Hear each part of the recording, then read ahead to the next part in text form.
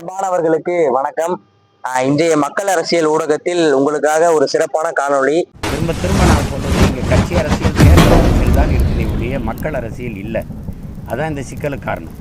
இப்ப நம்ம எந்த இடத்துல நின்றுட்டு இருக்கோம்னா, நாம் தமிழர் கட்சியினுடைய மாற்றத்தை விரும்பக்கூடிய மக்களின் மாநாடு திடல்ல அந்த மேடையில தான் நின்றுட்டு இருக்கோம்.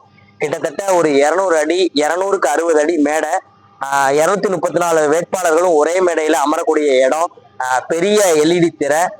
எப்படின்னா, இப்ப நாம் தமிழர் கட்சி 2026 சட்டமன்ற தேர்தலுக்கு நாம் தமிழர் கட்சி எல்லாரும் சொல்லுவாங்க, எல்லா கட்சியிலையும் வந்துட்டு தேர்தல் அறிக்கைன்னு ஒண்ணு தயார் பண்ணி அறிக்கையா வெளியிடுவாங்க. ஒரு 500 அறிக்கைகள், 600 அறிக்கைகள், நாங்கள் வந்தா இதை பண்ணுவோம், நாங்க வந்தா அதை பண்ணுவோம் அப்படின்னு சொல்றாங்க.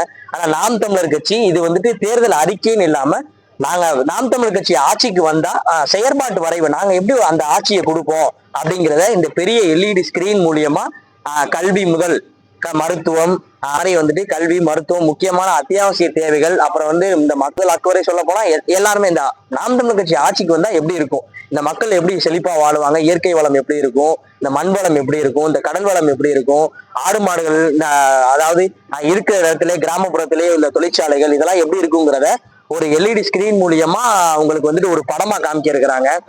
இப்போ வந்துட்டு இந்த மக்கள் எல்லாருமே பாத்தீங்கன்னா வந்துட்டு பிரம்மாண்டம் அததான் முழுக்க முழுக்க முழுக்க விரும்புறாங்க. எப்படின்னு சொல்ல போனா, இப்போ வந்துட்டு இப்போ ஒரு பேச்சு இப்போ வந்துட்டு 2024 நாடாளுமன்ற தேர்தலுக்கு முன்னாடி ஒரு பேச்சு அடிபட்டுக்கிட்டு இருந்துச்சு. சரிப்பா, நாம் தமிழர் கட்சி வளர்ந்துகிட்டு தாப்பா வருது, அவங்க நல்லா வளர்ந்துருவாங்க, கூடிய 2026 சட்டமன்ற உறுப்பினர்கள் வென்று வருவாங்க அப்படின்ற மாதிரி சொன்னாங்க.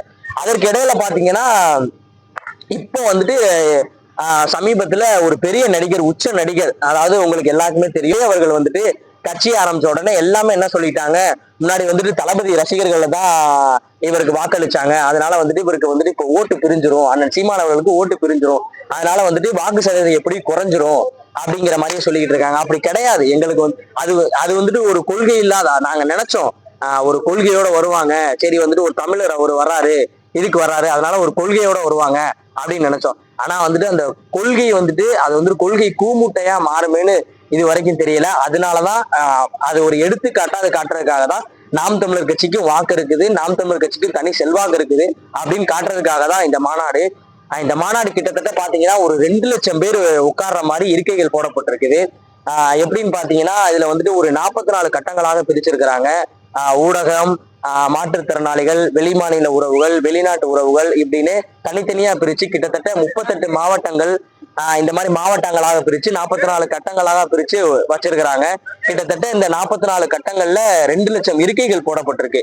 இங்க இருந்தே பாத்தீங்கன்னா அப்படியே பாத்தீங்கன்னா ஒரு எனக்கு தெரிஞ்சு ஒரு 1.5 கிலோமீட்டர் 2 கிலோமீட்டர் தூரத்துக்கு வந்துட்டு அப்படியே ஒரு புலிக்கொடியால, விவசாய சின்னத்தினோட கொடியால, தமிழ்நாட்டு கொடியால அப்படியே புடைசூழ இந்த ஆலம்பட்டி புதூரே அப்படியே ஒரு பிரமிக்கிற அளவுக்கு இதுவரை பார்த்திராத, தமிழக அரசியல் வரலாற்றுல இதுவரை பார்த்திராத பிரம்மாண்டமான ஒரு மாநாடு, ஒரு நாம் கட்சியினுடைய மாநாடு நடக்கிறதுக்கு. அது முக்கியமா நாம் தமிழர் கட்சி மாநாடு தான்.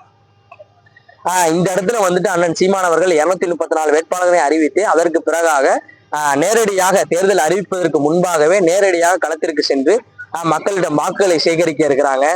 இந்த மாநாடு வந்துட்டு இந்த 2026 சட்டமன்ற தேர்தல்கள் முடிவுல ஒரு நாம் தமிழர் கட்சிக்கு ஒரு மகிழ்ச்சியான செய்தியாகவும், இன்னும் கொஞ்சம் புத்துணர்ச்சி கொடுக்கக்கூடிய செய்தியாகவும் இந்த மாநாடு அமையும்.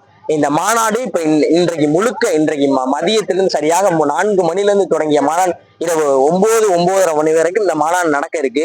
இந்த மாநாடு வந்துட்டு நடக்கிறதுல வந்துட்டு பெரிய மாற்றம். இன்னைக்கு பாத்தீங்கன்னா தமிழக அரசியல் வரலாற்றுல, இந்திய அரசியல் அதாவது வரலாற்றுல பாத்தீங்கன்னா வந்துட்டு ஒரு மிகப்பெரிய பேசுபொருளா இந்த மாநாடு அமையும்.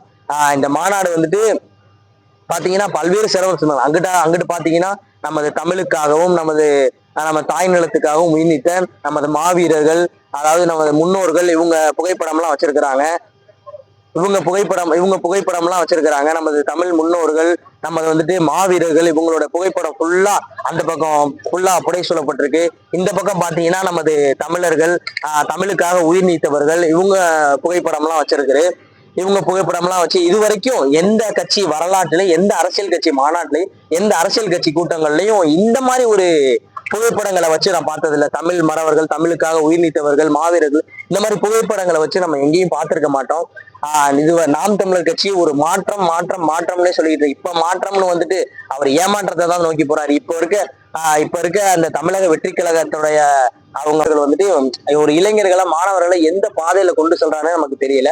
அண்ணன் சீமானவர்கள் ஒரு கொள்கைக்காக ஒரு கோட்பாடுக்காக எவ்வளவு தூரம் போராடி எந்த இக்கட்டான சூழ்நிலை வந்தாலும் இந்த மக்களுக்காக இந்த இந்த மக்களுக்காக இந்த மண்ணுக்காக எப்போதுமே நாங்க இந்த தமிழுக்காகவும் இந்த தமிழ் தேசியத்துக்காகவும் எப்போதும் உயிர் மூச்சாட இருப்போம்னு சொல்லி இதுவரைக்கும் களத்துல நின்று சமரசம் இல்லாம இதுவரைக்கும் வாக்குகள் சதவீதம் கூடிக்கிட்டே வருது. இந்த நாடாளுமன்ற தேர்தல் அதை மோடி ஆள்வதா ராகுல் காந்தி ஆள்வதாங்கிற போட்டியிலேயே நாடாளுமன்ற தேர்தலில் 8%, அது ஒரு புது சின்னத்தை கொடுத்து 8% வாக்குகளை பெற்று நாம் தமிழர் கட்சி இவ்வளவு உயர்ந்திருக்கிறப்ப இந்த தடவை 2026 சட்டமன்ற தேர்தலில் இன்னும் கொள்கைக்காரர்கள் கோட்பாடுக்காரர்கள் இன்னும் அதிகமாக இது பண்ணியிருக்காங்க. இந்த மாதிரி மாநாட்டுக்கே கலந்து கொள்ள வரவங்க வாக்கு செலுத்துறதுக்கும் இந்த மாதிரி வெளி மாநிலத்திலிருந்து வெளிநாட்டுல இருந்து உறுதியா வந்து நாம் தமிழர் கட்சிக்கு வாக்களிச்சு 2026 ஒரு புதிய பாய்ச்சலத்தோடும் நாம் தமிழர் கட்சி ஒரு புதிய வெற்றி பெறும், ஒரு அடுத்த கட்டத்துக்கு நகருது. இது ஒரு முன்னோட்டமா இருக்கும். அதனால இந்த நாம் தமிழர் கட்சிக்கு மாநாடை நீங்க எல்லாரும் பார்க்கணும், நீங்க எல்லாரும் மாநாட்டுக்கு வரணும், இந்த மாநாட்டுக்கு வந்து சிறப்பிக்கணும். இந்த மாநாடு மிகப்பெரிய வெற்றி அடையும். நன்றி, வணக்கம். நாம் தமிழர்.